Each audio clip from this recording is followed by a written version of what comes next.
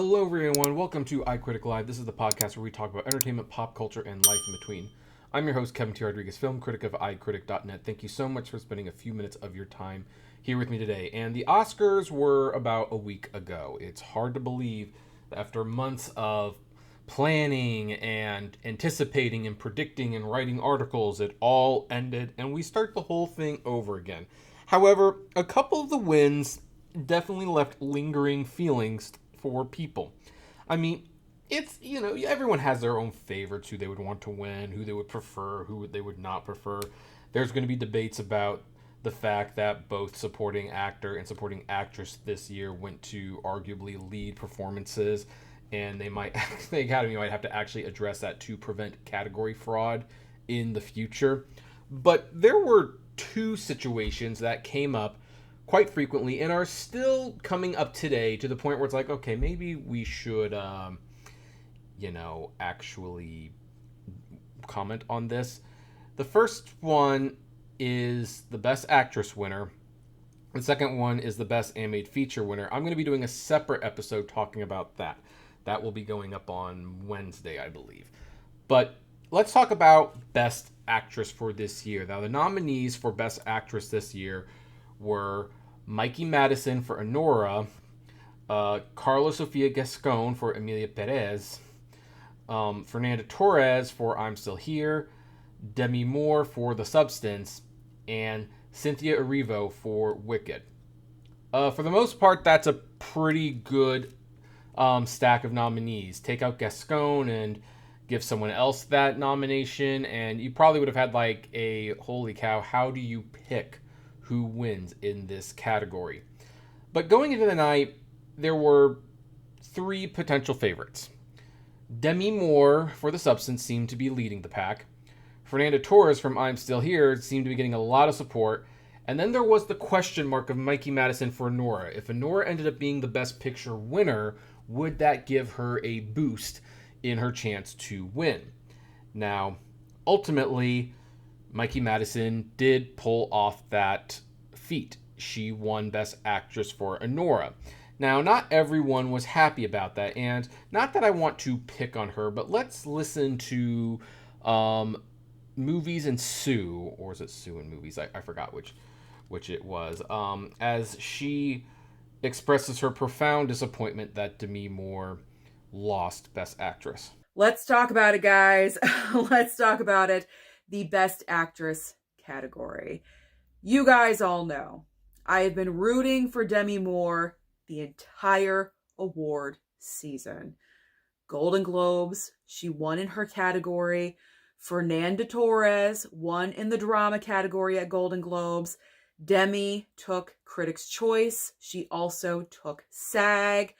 Mikey Madison did take BAFTA, but I personally did not think BAFTA was enough to go ahead and win the Oscar.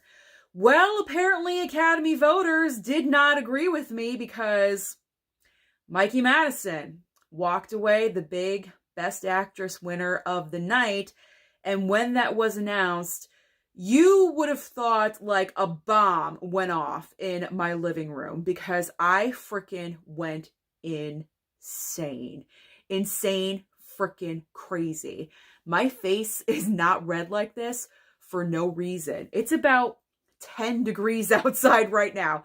I should not be this red. I was so livid when Mikey Madison's name was called.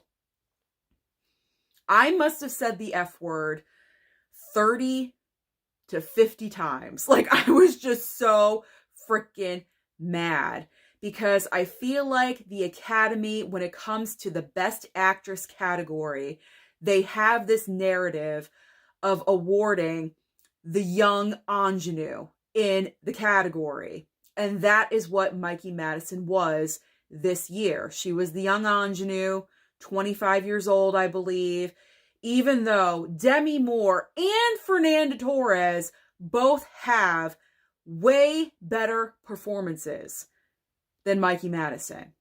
Don't get me wrong, because I know there's a lot of you out there watching this that are probably cursing at me, telling me to go F myself. I don't know what I'm talking about, because you are fans of Mikey Madison. That is fine. We can agree to disagree. But Demi Moore and if Fernanda Torres took this, I would not have minded. I would have been clapping. I would have been cheering. But I saw all of those performances. There's no way that Mikey Madison's performance was better than Demi Moore and Fernanda Torres. No. They gave her the Oscar just because of the movie, not because of her specific performance. All she does in that movie is yell and scream and be obnoxious and just overly loud and overbearing. That's all she does in that movie. Okay, so clearly she's not hiding her feelings on what she feels about this. Now, I'm highlighting her announcement or her complaint, opinion. I don't know. This is live. I hardly do any editing for these things because it's mimicking a lot of the complaints that everyone is having just in a very short amount of time. Now, let's make this absolutely clear. If you really wanted Demi Moore to win and feel like she should have won, I'm not here to argue against that. You know what? There's a case for most of these actresses being able to win. That's the problem with awards things. Only one can win, and there might be a specific reason that tilts it in one direction or another. But I want to start dispelling some of the rumors or misconceptions about why Mikey Madison won. First of all, I am going to say that in this one I will take a direct response to. If you say that her performance was nothing but shrieking and shouting, I can only assume you've come to that conclusion if you haven't watched the movies. At least this particular movie. Yes, there was some shouting. Yes, there was some passion. There always is. Heck, there was some of that in Demi Moore's performance in The Substance. That whole third act. Hello. But there are moments of quiet in that performance. There are moments of sadness. There are moments of feeling overwhelmed, which is different than shouting. There's moments of hope. Mikey Madison did a good performance. She did. And look, I'm not saying you have to like it. I'm not saying you have to switch and say she deserved it more than Demi Moore. But if you're saying that this is a performance that was nothing but shouting and screeching, then you are totally misrepresenting the performance, in my opinion. But let's talk about another thing that people don't understand about why Anora might have won. Look, yes, there have been situations where lead actors and actresses do not win the lead performance trophies, even if their movie wins Best Picture. There's quite a few of them. Unforgiven, The Shape of Water, Schindler's List. Movies that had lead performances nominated for Oscars, and people just didn't win. But there is a difference when it's a lead performance and it's the movie performance. And what do I mean by the movie performance?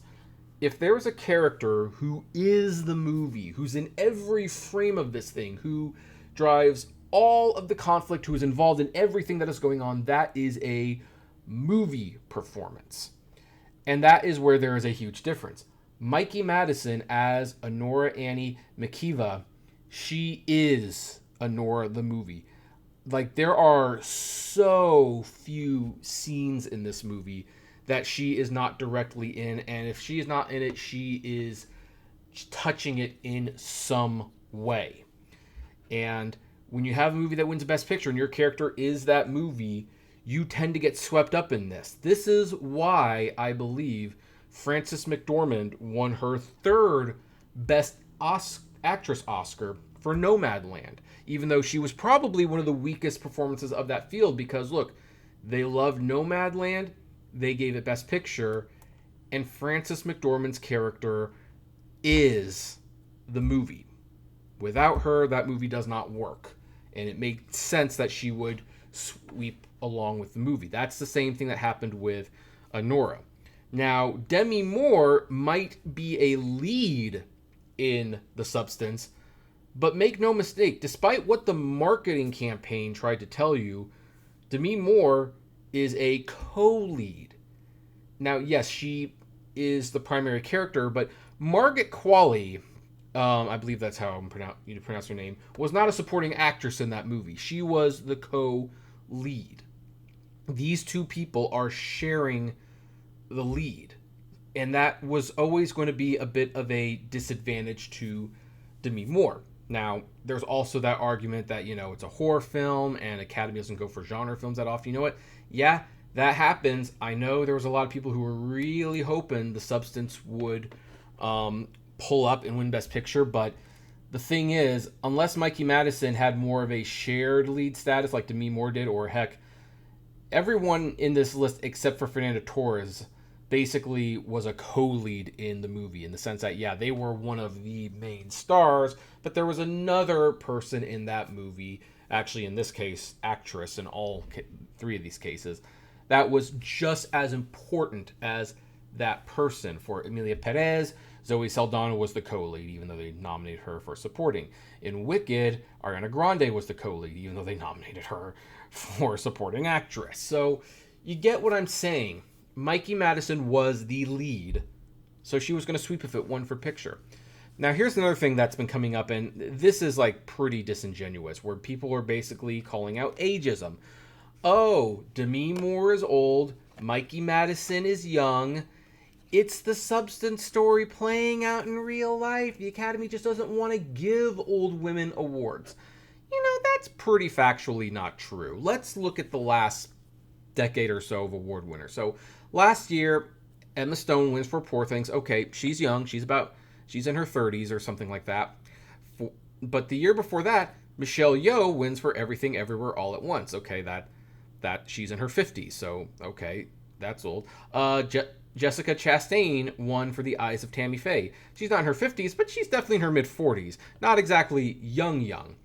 Year before that, Frances McDormand in Nomadland. Again, I think she's in her 50s. So, no, there's no ageism there. Year before that, Renee Zellweger wins for Judy. She's in her 50s. Year before that, Olivia Colman wins for The Favorite. Okay, she's probably in her late 30s for that one, but, it's not exactly a 20-year-old. Year before that, Frances McDormand wins for 3 Billboards Outside Ebbing, Missouri. Again, she was in her late 40s, if not early 50s, when that came out. Then before that, you have Emma Stone for La La Land. Okay, she's fairly young. Brie Larson was The Room before then. She's fairly young. But then look, Julianne Moore, still Alice, 50s. Cate Blanchett, Blue Jasmine, pretty close to 50s if she wasn't in her 50s. You have Jennifer Lawrence, Silver Linings Playbooks. Okay, that one's fairly young. But then before that, you have Meryl Streep for The Iron Lady. She's in her 60s. So you see what I'm saying? That was a dumb... I think people were trying to justify being angry, like, oh, they just want to award young women in that category. Like, no, there's plenty of people in their 50s or higher that have won the Best Actress Oscar in the last decade or so. And there were even more before that. I just can't go on forever. So, no, there was no ageism here for The Substance. And here's another thing to keep in mind. The Substance won one Oscar, Best Makeup. Now, there have been actors and actresses who have won with just the acting performance. It has happened before. But the thing is, if you're seeing the love of a movie go in a certain direction, then you have to assume that that love is going to head in that direction with it as well for the most part. That's just how these things work. Now, I think The Substance actually overperformed at the Oscars. No one thought it would get into Best Director, and it did win makeup, so that was great. It took home something, but look, it wasn't the favorite to win. And Demi Moore, she wasn't sweeping per se. She wasn't. She lost a few critical awards during this whole thing. She was not the most solid thing, and I actually kind of like it when these races go and no one wins everything. I think it's actually kind of boring when a race is so tight that basically one person, so set in stone, I should say, that one person's winning award after award after award. I mean, even with Emilia Perez basically crashing and burning, it went to it was probably going to win 5 or 6 Oscars, maybe even Best Picture, and it won 2. It even lost international feature to I'm Still Here. But Zoe Saldana had swept so much that she still took Best Supporting Actress, even though it's like that would have been a great time to give it to someone else. Maybe Isabella Rossellini or Ariana Grande. I think they would have been, either of those would have been more deserving. But look, at the end of the day, it is what it is. And don't let the awards, make you this emotionally invested. It would be nice if all of our favorites won, but they don't always win. And even if they don't win, we can still love those movies. We can still love those performances. That's all I'm going to say. So, hey, if you like this, or you agree, disagree, I would love to know. You can comment below if you're listening to this podcast on a platform where you can leave comments. And if this is your first time here and you happen to like what you hear, why don't we make it official? Become a subscriber. We're on Spotify, Apple, Deezer, all the podcasting platforms of choice.